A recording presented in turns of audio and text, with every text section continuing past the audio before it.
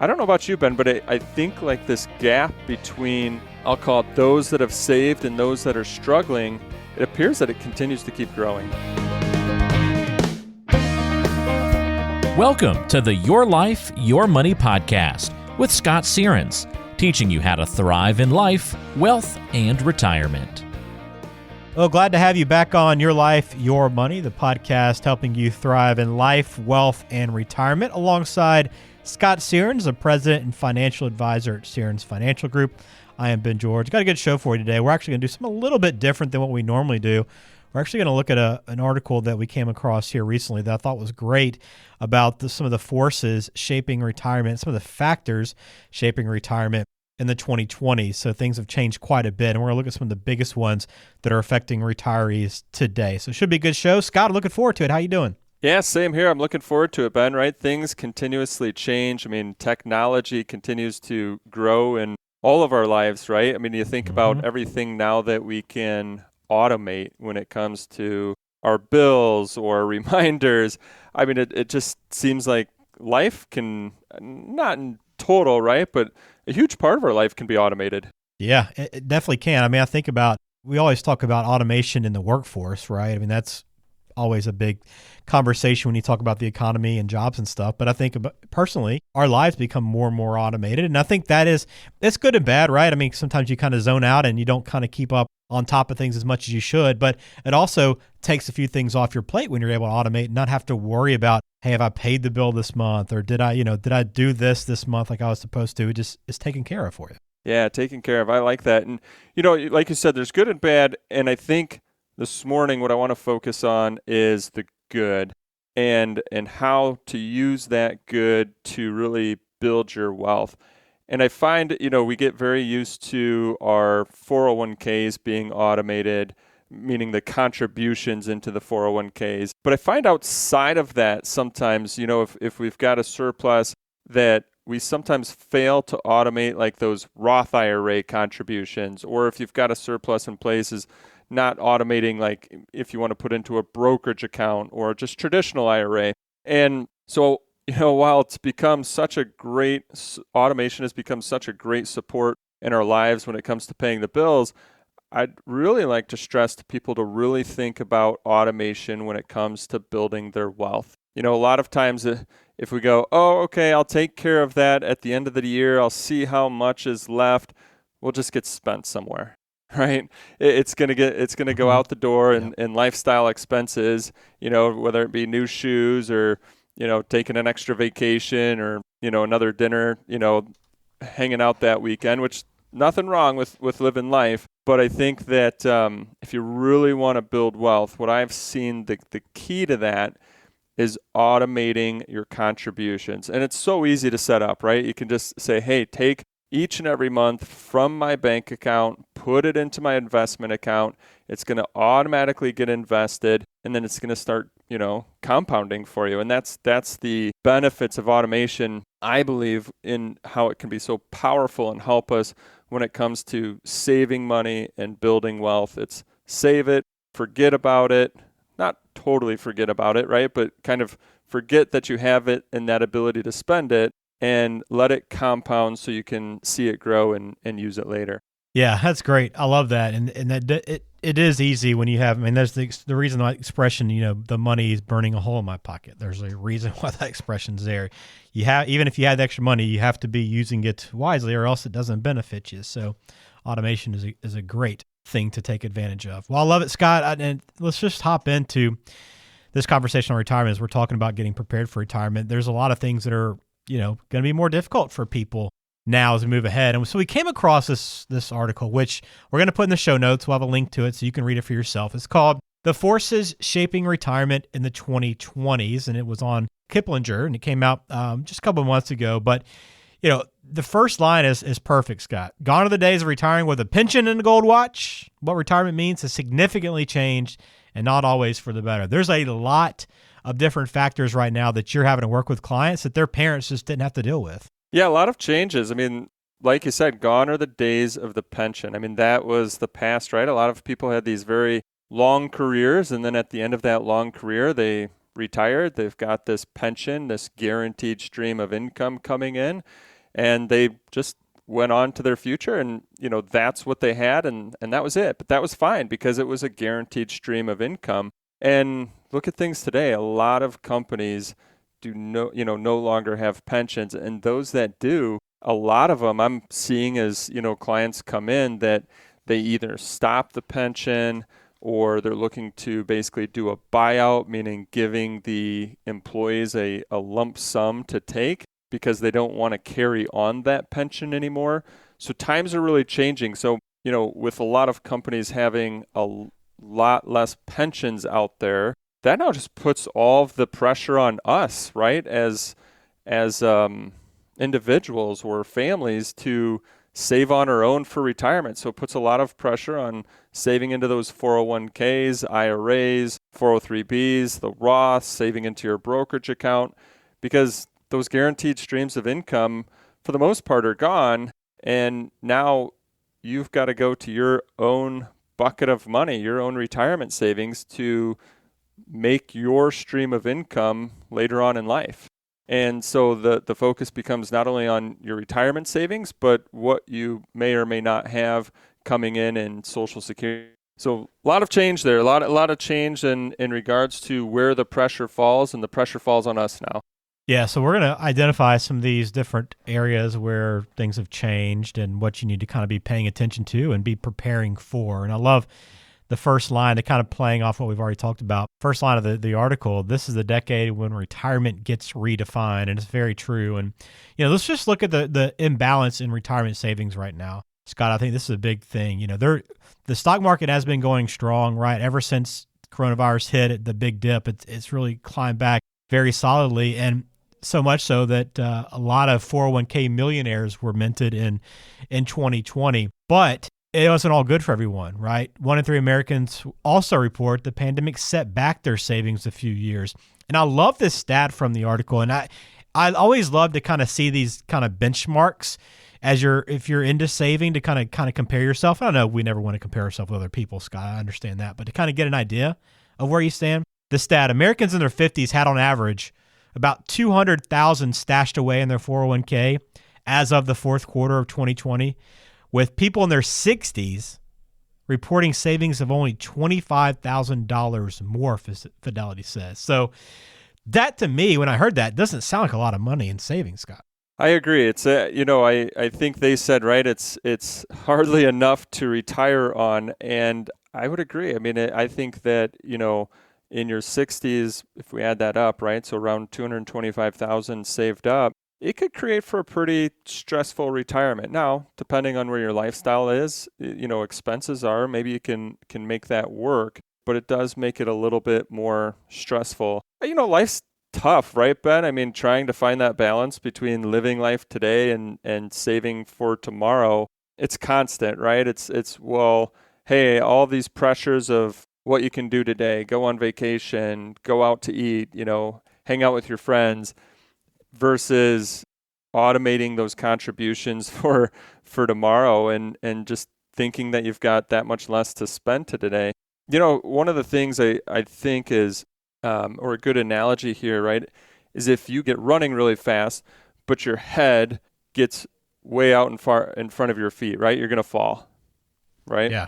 And I think that's kind of what, we've seen here, is that people let lifestyle expenses get ahead of their income and their savings, and then it just creates a lot of danger for them later on in life. Really shows the power, like we talked earlier, of saving and letting money compound. But I think the other part that I just kind of took away from this, yes, we've got, a lot of folks that have, crossed over that 401k millionaire boundary, but then it says, hey, the average is still, around $220,000, $225,000 saved. I don't know about you, Ben, but I think like this gap between, I'll call it, those that have saved and those that are struggling, it appears that it continues to keep growing.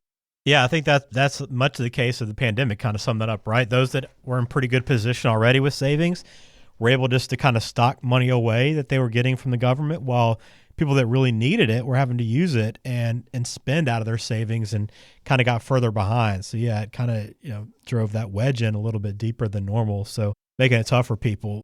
I want to look at some of these factors beyond that they talk about and kind of get your thoughts on them. And let's start with a little bit of the good news, I guess, because there's going to be a lot of negative along the way in terms of just challenges we have to face.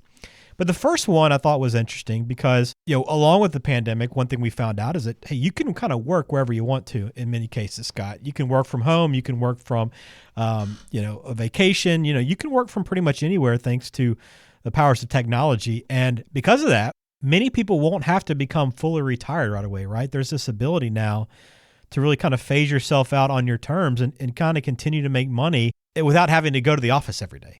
Yeah, this reminds me of that of the one show that we did where we talked all about financial independence versus retirement. Mm-hmm. And this is an area where I continue to see it change too with folks that come in and sit down and visit in the office. I just had a meeting where the person said, hey, I just want to stop working these crazy hours that I'm working, but I do want to do something, and I just want to do something that I enjoy, right? It's like the times are changing where now that you can work remotely, you can work part-time. I mean, people are needed out there from a work standpoint right now. I mean, companies are hiring, and I believe they're more flexible than they've ever been when it comes to, what their work requirements are, meaning do you have to be in person? Do you have to be here for 40 hours a week? Which I think is, like you said, talk about starting with the positive. To me, this is really positive for people who want to keep active, keep busy, but maybe they just weren't happy with where they currently were at.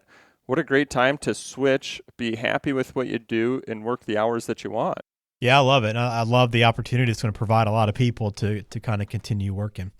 All right, let's go shift here a little bit, and let's talk about actually, let me give another positive, Scott, before we go to some of the negative stuff. Good news before the bad news. Technology continues to improve life for retirees, right?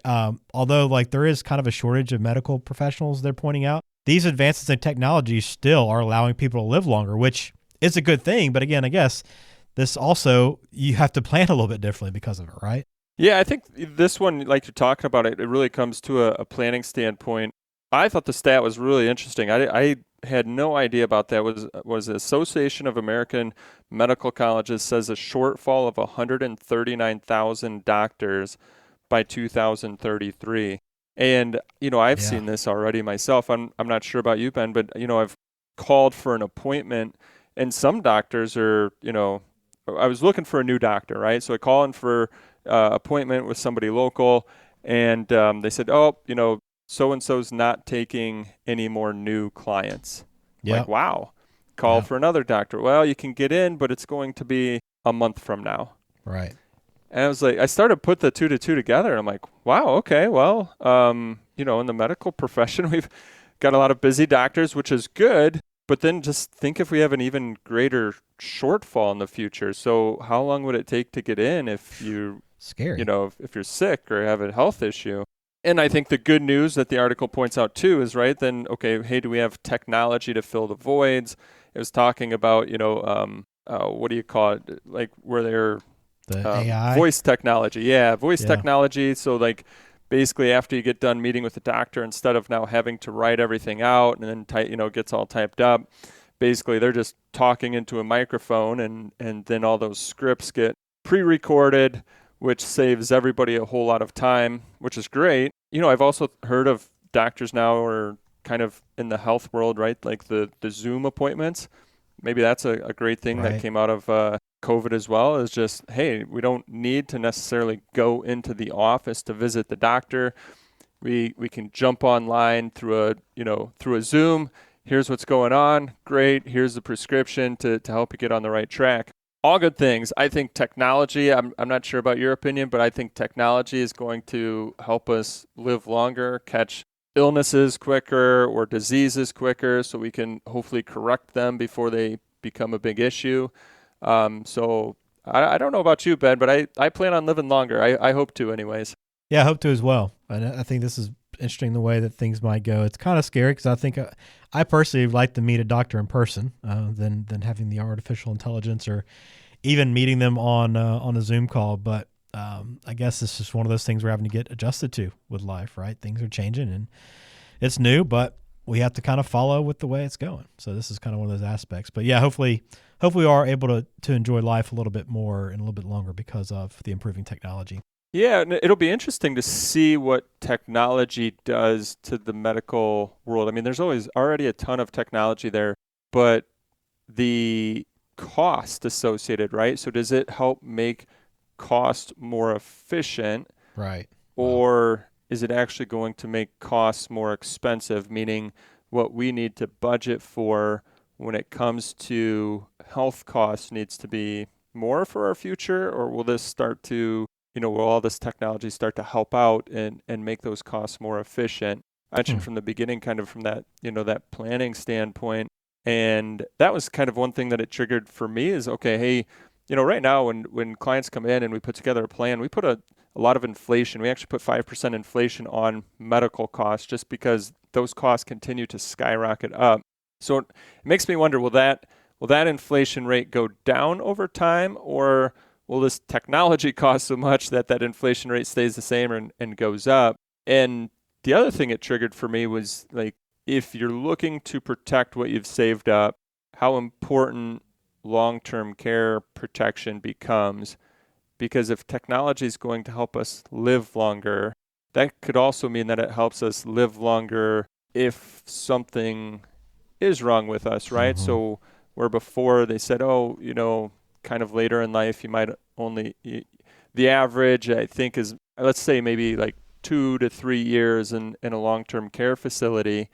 Does that push that average up to 4 years or 5 years because of all the technology that's out there? And then that can get really costly and expensive, because right now long-term care facilities can cost $90,000 to $100,000 a year, if not more. Well, Scott, I hope it gets more cost effective, because it seems like right now we're going up in price and down in efficiency. So hopefully there's some balance there over time, but something we'll definitely be thinking about, talking about, and planning for as well.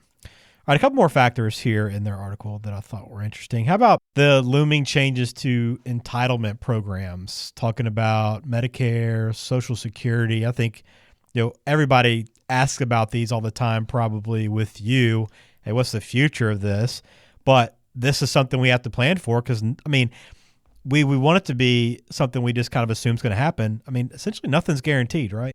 That's a great point. Nothing's guaranteed. The key takeaway that I took out of this one was how the article was talking about, Social Security is expected to run short of money in 2034. Now, personal opinion, right? Because none of us can predict what's going to happen in the future. Personal opinion, I don't see, the government letting Social Security run out, because if they did, it's unfortunate that a lot of people, all they count on is Social Security in their retirement. So if the government let it run out, we're going to have, in my opinion, a lot bigger issues. And so I don't see them letting it run out. Could they reduce it? That's a possibility, right? To make it last longer than what it's currently scheduled to last. How do we fix it? Fortunately, I think it comes down to taxes. And I think this is why it continues to get pushed off is, who wants to run for Congress or who wants to run for president on the platform of, hey, we want to raise your taxes to make sure your Social Security lasts. Yeah, nobody. Even when they plan to do it, they're not going to run on it. Yeah, and so even though that's what everybody wants is Social Security to last, they also don't want their taxes to go up. This is a tough issue. Unfortunately, I think, I'll say our government just keeps kicking the can down the road, but at some point in time, somebody's going to need to make a decision here. Yep. So we got to kind of plan for some changes coming, whether it be taxes or benefits, whatever it is, might mean less dollars for fewer dollars for you. So something to think about. All right. One other section of this article, again, which we're going to put up online in the show notes and online at lifemoneyshow.com. Climate change. We talk about climate change all the time, but it points out that this also could disrupt retirement plans. This is an area maybe a lot of people aren't really thinking about. Hey, climate change and retirement doesn't seem like it goes together. Yeah, this one I'll tell you was kind of an eye opener for me as well. I guess, living in Illinois, don't see, a whole lot of the impacts when it comes to wildfires and hurricanes or, floods and so this really made me think a lot differently for clients that I have that are out of state, right? And basically,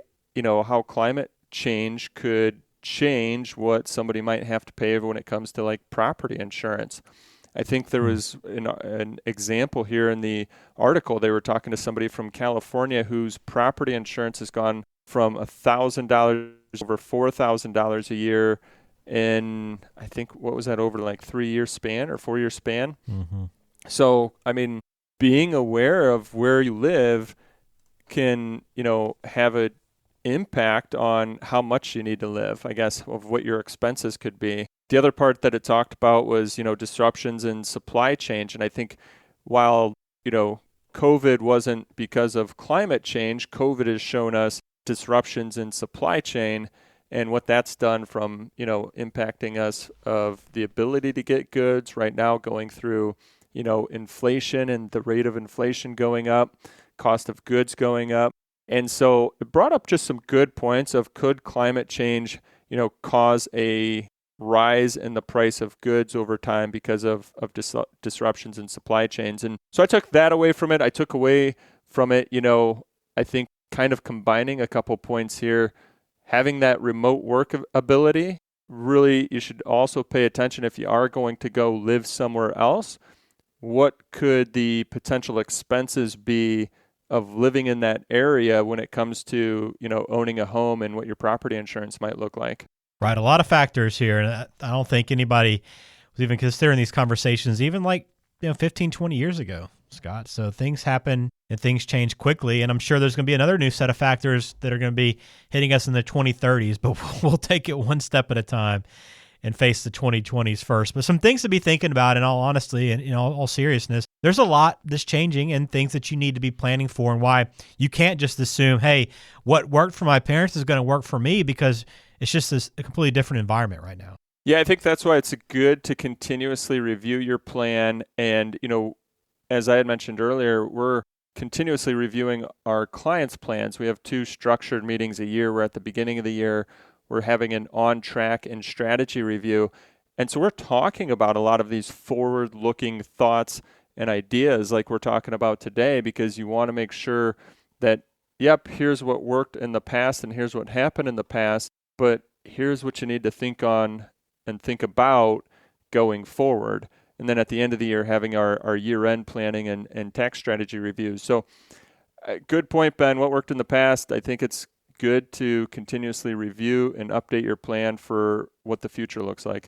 Well, if you want to talk with Scott, someone that is forward-looking, you can do so by visiting lifemoneyshow.com, and you can call him if you have questions about this stuff that we've talked about, want to get into it a little bit deeper, see how it affects you personally. You can do so by calling 847-235-6989.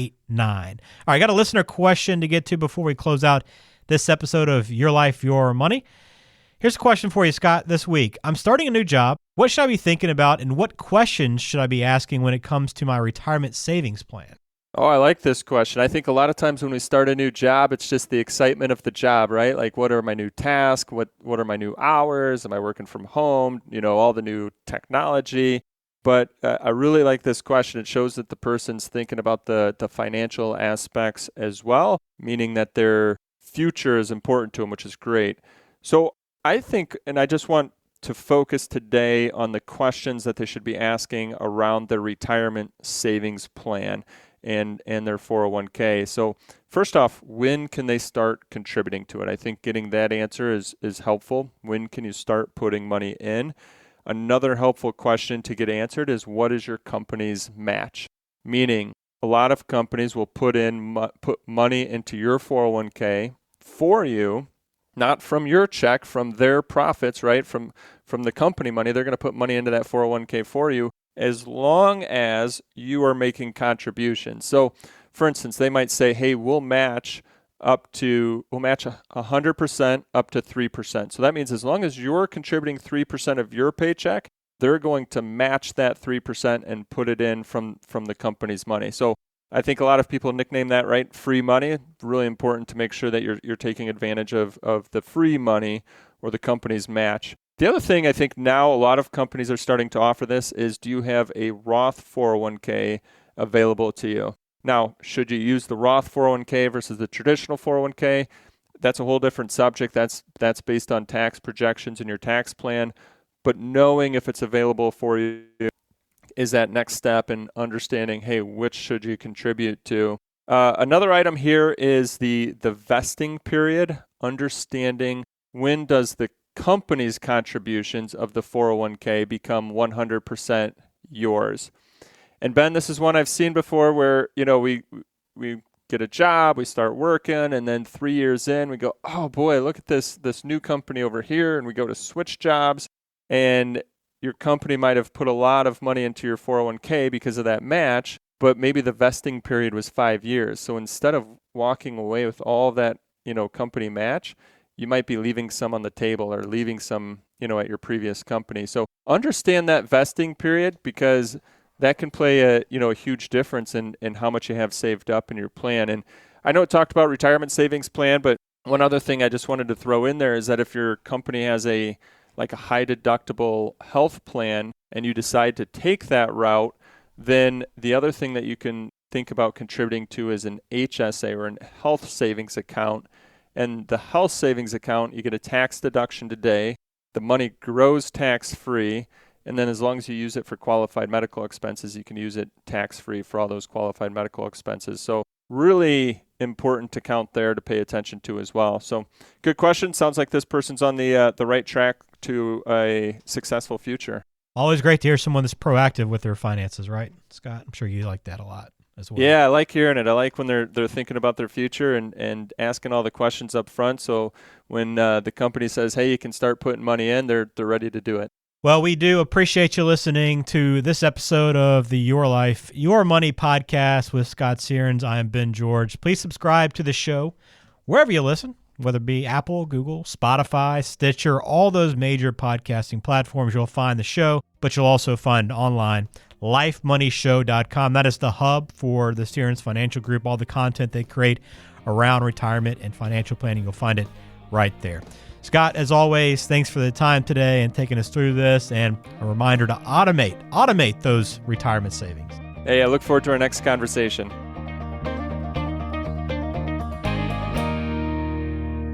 Searns Financial Group is an independent financial services firm that utilizes a variety of investment and insurance products. Investment advisory services offered only by duly registered individuals through AE Wealth Management, LLC. AE Wealth Management and Searns Financial Group, Inc. are not affiliated companies. Investing involves risk, including the potential loss of principal. Any references to protection, safety, or lifetime income generally refer to fixed insurance products, never securities or investments. Insurance guarantees are backed by the financial strength and claims-paying abilities of the issuing carrier. This podcast is intended for informational purposes only. It is not intended to be used as the sole basis for financial decisions, nor should it be construed as advice designed to meet the particular needs of an individual's situation. Searns Financial Group, Inc. is not permitted to offer, and no statement made during this show shall constitute tax or legal advice. Our firm is not affiliated with or endorsed by the U.S. government or any governmental agency. The information and opinions contained herein, provided by third parties, have been obtained from sources believed to be reliable, but accuracy and completeness cannot be guaranteed by Searns Financial Group, Inc.